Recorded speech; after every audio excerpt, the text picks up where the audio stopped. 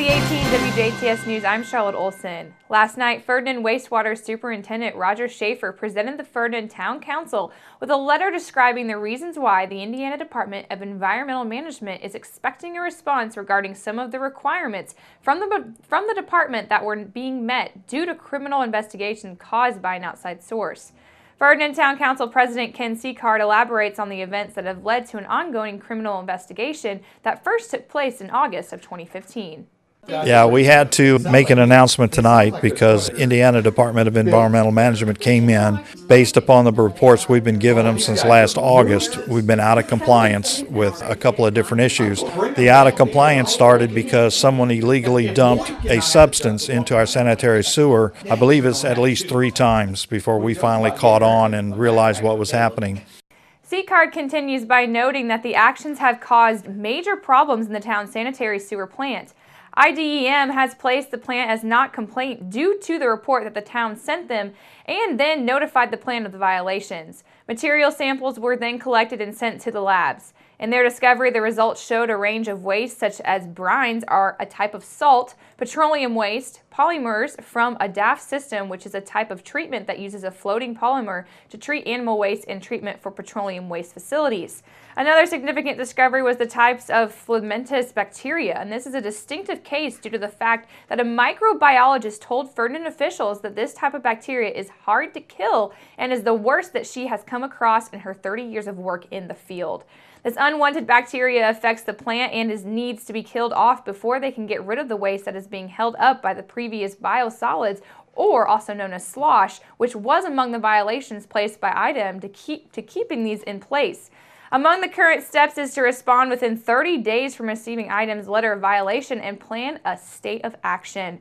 Simultaneously, the department is working with local, state, and federal agencies to determine who is responsible for illegally dumping the waste. So far, it has been known that dumping was caused by an outside source from out of town based upon results from labs that determined that the waste is not from around this area. A woman who witnessed a truck flip on Saturday just about 12 noon Central Time on Indiana State Road 68 in Warwick County and then saw a man run from the scene told authorities that she thought the Spencer County man later accused of murder may have been fleeing because he had drugs.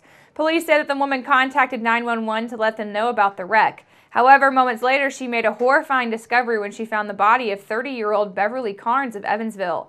Authorities say the woman began part of a series of bizarre events that transpired that day, ending with the arrest of 28-year-old Michael Howell of Dale. Howell faces charges of murder and intimidation in Vanderburgh County related to Carnes' fatal shooting and in Warwick County. Howell is charged with attempted murder, robbery, auto theft, resisting law enforcement, and criminal recklessness, all of which are felonies. He is currently lodged in the Warwick County Jail, and authorities say Howell shot 74-year-old Charles Scales of Tennyson, who was a witness to the accident as well. They say Scales was waiting for police to arrive at the scene of the wreck, and Scales has since been treated and released from a hospital. Howell led authorities on a pursuit through Spencer, Warwick, and DuBois counties before surrendering in Holland.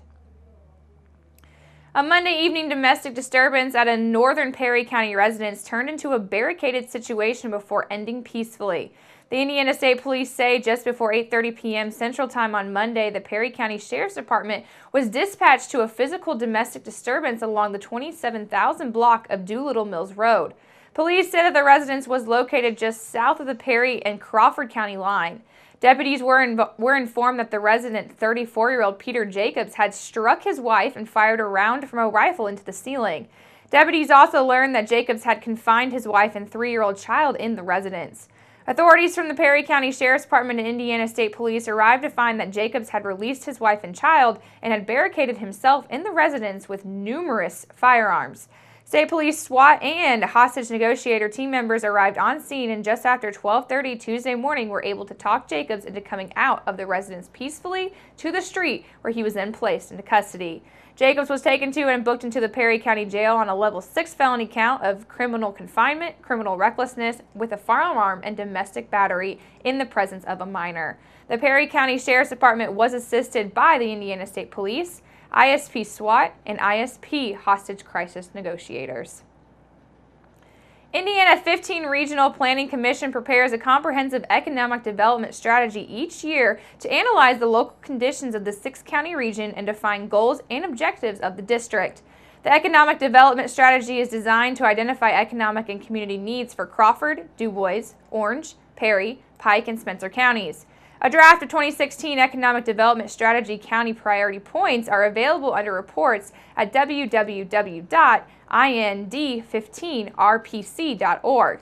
The committee is made up of private representation, public officials, community leaders, workforce developments, higher education, minority and labor groups, and private individuals to represent the region.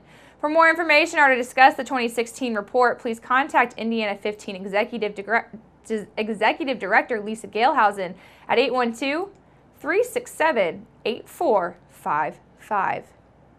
Make sure to keep it right here because up next we'll take a look at your weather summary.